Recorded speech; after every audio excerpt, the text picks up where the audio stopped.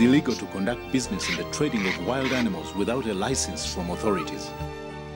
The 11th of January 2011, the Uganda Wildlife Authority confiscated 140 wild parrots from Kauku on Entebbe Road that had been captured from their wild habitats. These parrots were on transit to an unknown destination in an illegal trade. On the 22nd of January 2011, another consignment of 130 parrots was confiscated from Mpondwe in Kasese by the Uganda Wildlife Authority.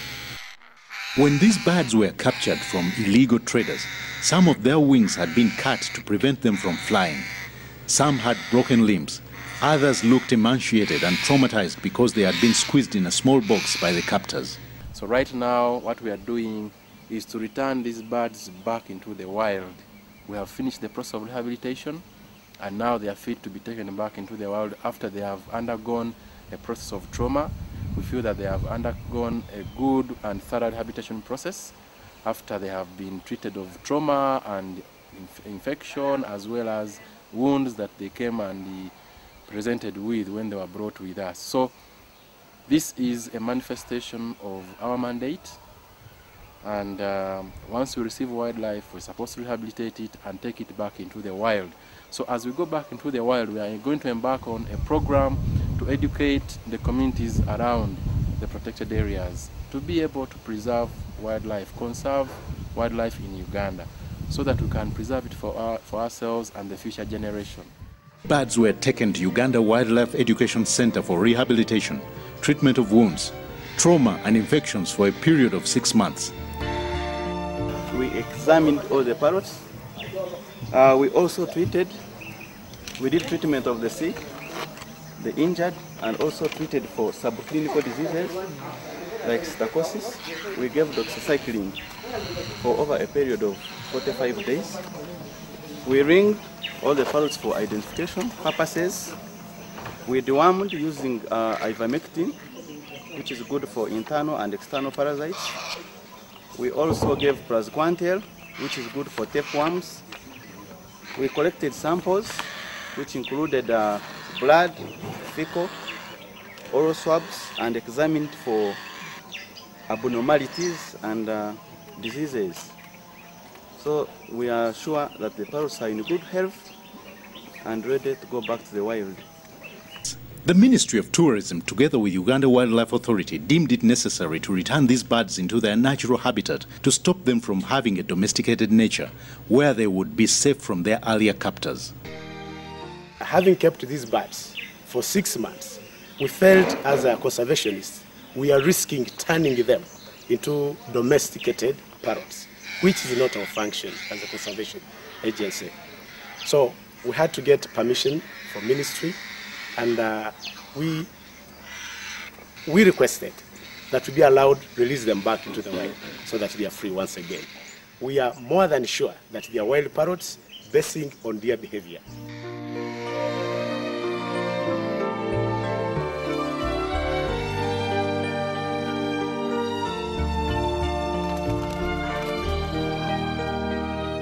A team was dispatched to survey all the national parks and forests to see which one was suitable for the well-being of the parrots, where they could be released.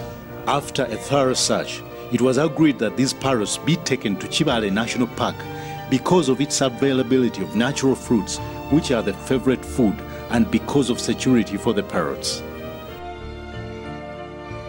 The parrots were then safely placed in spacious crates and carefully loaded onto Uganda wildlife trucks and driven a distance of over 300 kilometers.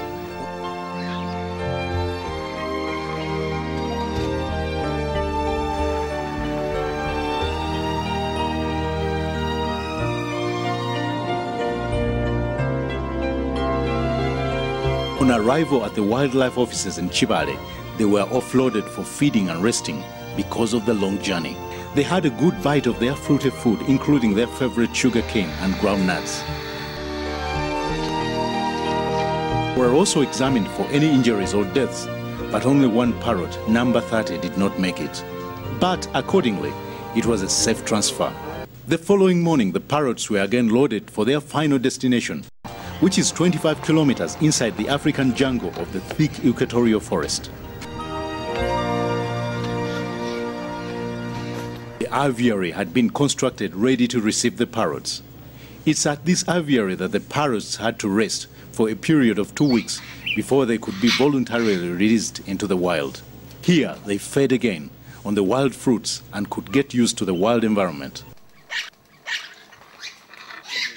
Today, we are sure that they can now go back and live again in the wild.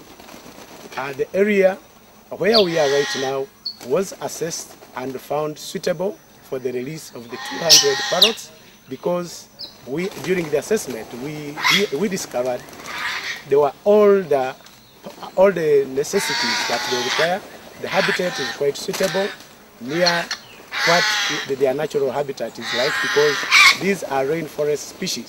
And the time of assessment, we discovered there were a lot of fruiting trees and climbers, and we feel these will provide enough food for the parrots. Some of the food traps were strategically positioned outside the aviary in order for the parrots to get attracted and move out of the aviary voluntarily when the time to release them comes.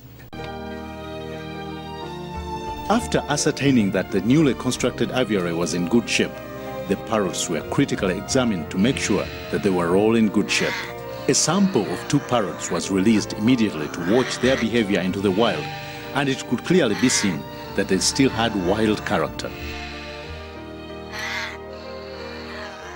After 2 weeks, a group of journalists was dispatched and briefed about the African grey parrots. The main reason was to get acquainted with the information and to inform the world that the African grey parrot is an endangered species and therefore should be conserved. Now, as we manage this wildlife, there are some species that gradually have been listed as endangered. And the African grey parrot is one such species that is listed by CITES as endangered, and it's endangered because of the high demand internationally as a pet. African grey parrot is preferred because of its very, very high intelligence, and that's why people want it as a pet. However, they were cautioned not to mention the exact location to the public for the safety of the birds from their captors. Now, on 20th this month, after all those processes, we relocated them from Uganda Wildlife Education Center to this particular location. Of course, you've been informed that for the safety of the birds that are highly demanded, wouldn't want to disclose the release site. The journalists, accompanied by the Uganda Wildlife Authority staff, embarked on a long journey to witness the release of this endangered African grey parrot back into the wild.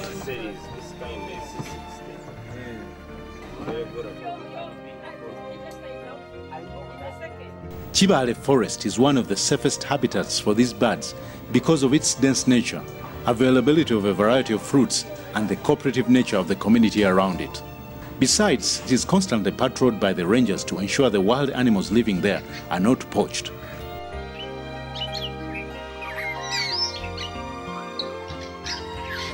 The journalists then embarked on a 25-kilometer bumpy road to witness the release of the parrots.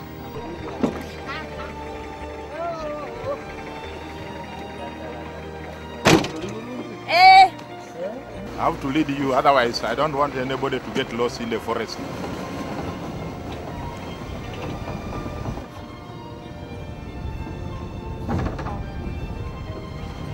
On arrival at the release center, the parrots were found in a sound and healthy situation, a sign that they had been rehabilitated and were now ready to join their relatives and friends in the wild. However, the journalists had to watch the proceedings of releasing the parrots from a distance in order not to scare away the parrots.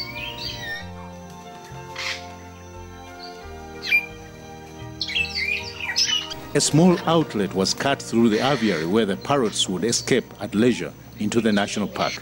Those that looked weak or could not fly high, or those that were sick, were taken back to Uganda Wildlife Education Center for further care. Uganda Wildlife Education Center, which hosts the national quarantine, where I am manager, has been responsible for the husbandry of these birds, the rehabilitation and the general welfare. A number of other organizations have assisted, including the World Parrot Trust UK, which got very much interested, publicity from CNN, publicity from the local media, and various organizations, including and not forgetting the Uganda Wildlife Authority, who actually helped in the confiscation of these 2 batches of birds. So we're very grateful for their support in terms of technical skills, in terms of material, in terms of personnel, and all the staff that I work with at the zoo in Entebbe who have helped us really to ensure that at least more than 90% of the birds that were rescued are still alive. And today we bring them here in the African tropical forest to set them free. It was a moment of joy to the parrots as they could immediately be seen in pairs in the nearby trees, a sign that they would enjoy their long-awaited moments of pleasure in privacy.